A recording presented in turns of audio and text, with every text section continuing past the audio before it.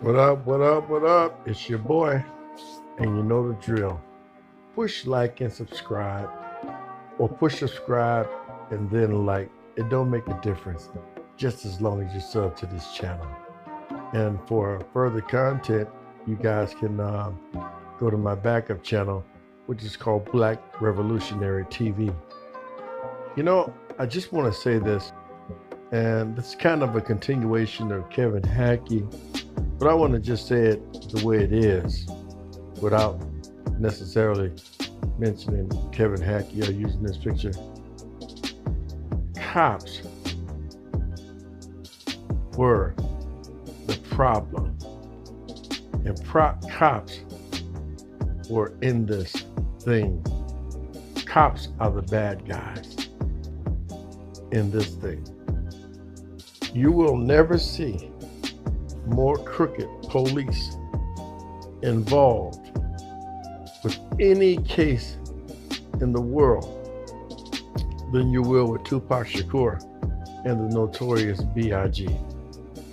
They want to shift. Listen, why are all these damn cops making movies about Tupac? First of all, Tupac hated him. They beat him right after he did his movie Juice. The Oakland Police Department beat him up because they didn't believe his name was Tupac. They hated this guy. And I know for sure Tupac would be pissed off at Greg Kading and a television network that don't even give a damn that the guy pulled a gun on a baby and was left as a disgraced police officer. Nothing he did can be used in court because he's a disgraced police officer. If Ms. Wallace ever go ahead and file charges like she should, there's nothing he said would even matter. They have to go back to Russell Poole because Russell Poole wasn't a disgraced cop. Russell Poole was a cop with honor. And, Greg Kading left as a disgraced cop. They just let him have his pension because he was able to delay and throw off Miss Wallace's trial. And we got the paperwork from the police department with him being let go as a disgraced cop. They just let him keep his pension for what he did. Russell Poole died an honorable cop. And if they had to go to trial, they're going to have to go back to trial with Russell Poole's work. And Russell Poole's work states that cops did this. Cops did. Now, I know gang members, and they think they know everything in the hood. And it's typical somebody say, well, I did that, I did that, I did that. Well, I don't pay them any attention, and I'm going to tell you why. Because Orlando Anderson spoke for himself. Orlando Anderson got him a lawyer with the money, the thousands of dollars that Death Row paid him, and said he didn't do it. That's totally against gang protocol. That's the reason why Orlando Anderson was killed, because he wouldn't sit there and take the blame for this young man's death here. Somebody who he turned around and said he was a fan of. I don't know what the hell is wrong with people when people say that they didn't do something. They're supposed to look a certain way. They're supposed to talk a certain way. He said he didn't do it. He didn't do it. He didn't have to say a damn word. But of course, there are those people who think that they're laying claim to something they didn't do. And I don't get stolen honor. I wouldn't want to steal any honor.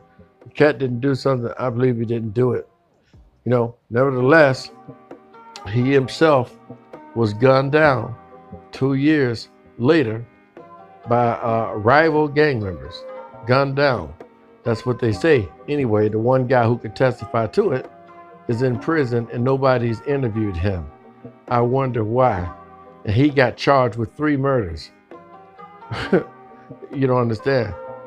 I don't think he murdered anybody. He just survived. But because he was survived, they charged him with the other 3 guys shooting each other and put all the murders on him.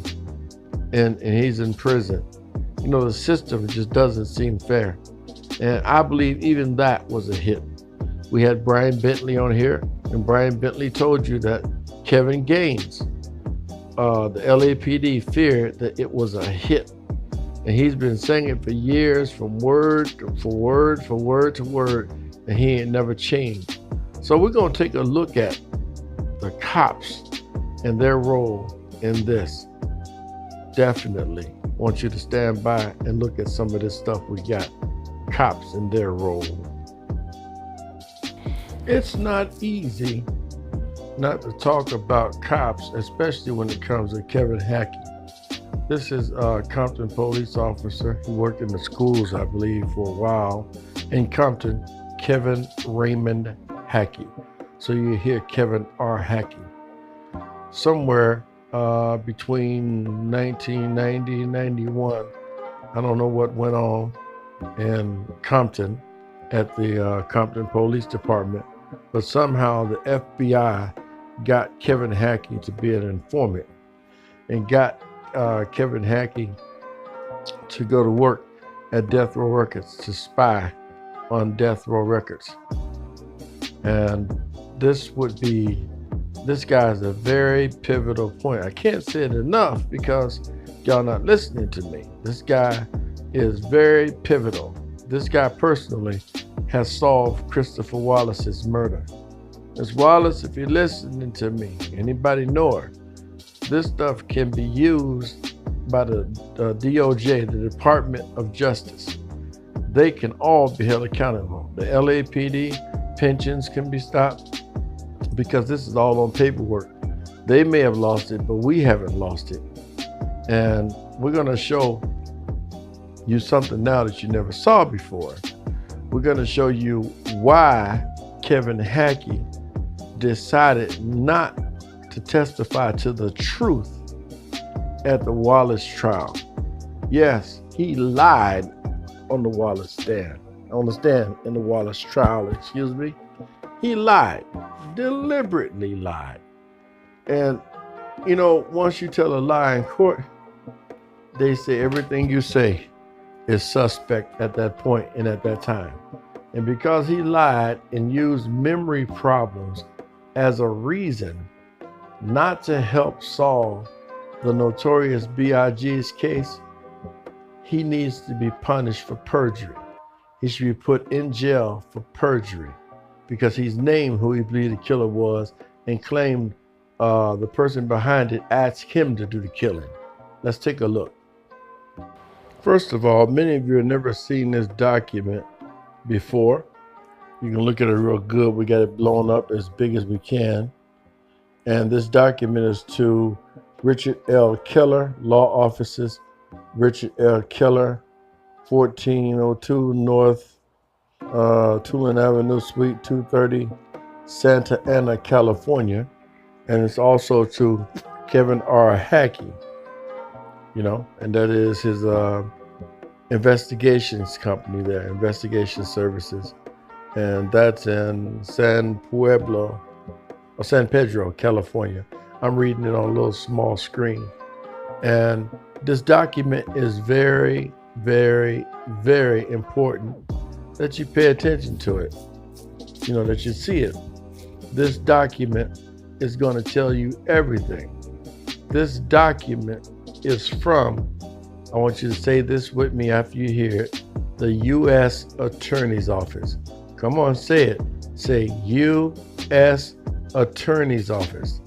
Because the U.S. Attorney is going to ask Kevin Hackey to tell a fucking lie in court. The U.S. Attorney. Now, of course, Kevin couldn't tell you this, but we are. Now, we let the letter down a little bit. It says, Dear Rich and Kevin, I just finished up a long telephone conversation with Assistant U.S. Attorney Ron Chang. Ron said that under no circumstances are we to allow Kevin to disclose any federal information about his, I can't even see the word, undercover work with the FBI and the ATF. Unreal. He referred me to the rule, whatever it is, in the federal rules of criminal procedure about the grand jury. So they're teaching Kevin Hackey how to lie, not to give anything credible at all whatsoever to the Wallace case. That's why he had memory problems. See, This is the Assistant United States Attorney. His name is Ron Chang. I don't care if his ass is retired after 20 years. His pension can be stopped. He can be put in prison because a murder, 2 murders have been committed. And right here, you guys see the U.S. Attorney. See, they want y'all to believe it's Crip and Blood and gangbang shit. Take a look at this. Read for yourselves. Hell, my eyes are killing me trying to read this, and I can't even get y'all to get me a cup of coffee. But nevertheless, here it is. He just finished up with Assistant, that's what AUSA stands for, Assistant U.S. Attorney Ron Chang. Ron said that under no circumstances are you to allow Kevin to disclose any factual information about his undercover work with the FBI and ATF. You hear that? They're asking Kevin Hackey to lie at the Wallace trial. That's what your government is doing. The cops killed Big and they killed Tupac. This is Officer David Mack. This is the officer that was at the Peterson Museum. This is Officer David Mack, that is a self-proclaimed Blood. At the same time, he was a self-proclaimed LAPD police officer. Now you can understand why the LAPD don't want to get involved, because the LAPD did something the military did. A lot of problem, people don't know that the military, the court will tell a guy, you know what, if you go into the military, we won't put you in jail. And so they'll send a lot of people in the military, and they actually start gangs. You have gangs in the military. No joke. You have Crips, Bloods, you have Latin Kings, Gangster Disciples. I mean, they're all in the military, and they come right in and set up gangs right in the military. So the police is no different. If the military can't weed that kind of thing out, then it's common knowledge or common sense that the police won't be able to weed that kind of thing out too, because the military can't. So you have Officer David Mack here. This is the gentleman that is believed to pull the shots to kill Biggie, and he's a self-proclaimed Blood. Here you see Officer Mack here with none other than Mr. Rampart himself, Rafael Perez. I'm gonna call him Rafael Rampart Perez. Rafael Rampart Perez, along with David Mack, wearing his colors, Mob Piru. Officer David Mack. And let me change it. He may not be a self-proclaimed Blood. All right, I'm not trying to offend the Bloods or nobody. I don't know whether this man is a gangbanger or not. I'm only reading FBI documents and paperwork. He may be a Blood, but I don't want to, say something that I don't know. They accuse him of being a Blood, and here they have pictures that show he's flashing his colors and everything. And this is believed to be at a death row event. This is why Kevin Hackey said that he saw these people at certain death row events. And here you have them at death row events. You have Rafael Rampart Perez and you have David Mack. David Mack went to jail for robbing a bank of $722,000. He was released in 2010. Rafael, of course, did so much shit, it would take too long to even go into it, but he is Rampart. You can type in Rampart for yourself, or somebody post a link in the description box. Y'all can do it. Y'all good at this for Rampart, so people can read Rampart, understand what Rafael Perez did. He did steal $1 million worth of cocaine, and they were getting back at Frank Liger allegedly for killing their buddy Kevin Gaines. But Frank Liger killed Kevin Gaines because, in my opinion, Kevin Gaines was made by Kevin Hackey at being at that Peterson Museum. And they knew that Kevin Gaines also was in Las Vegas 2 days before Pac died on some kind of special assignment in Las Vegas without the Las Vegas Metropolitan Police's knowledge. And he was also there 2 days after Tupac died. This is just too fucking big a coincidence. All these guys are at the Peterson Museum, and Kevin Hackey has already told the FBI and the LAPD, and instead of them making an arrest, at least in the Biggie's case, and stopping it, They out there taking the pictures. Listen, people, y'all should be so goddamn mad that this is incredible, because the FBI, say it with me, FBI, come on, the Federal Bureau of Investigation could have voided out the notorious B.I.G.'s murder. Despite what all these people tell you that they were there and they this and they banging and all that, they had already been on the FBI's clockwork, and the FBI is out there taking pictures of them. They know that Christopher Wallace is going to get shot, and their excuse is, we're information gathering police department, we don't interfere. You know what? They could have made the LAPD do it. They sat there and let Christopher Wallace get shot, took pictures, and probably took pictures of the shooting itself, and did nothing about it at all.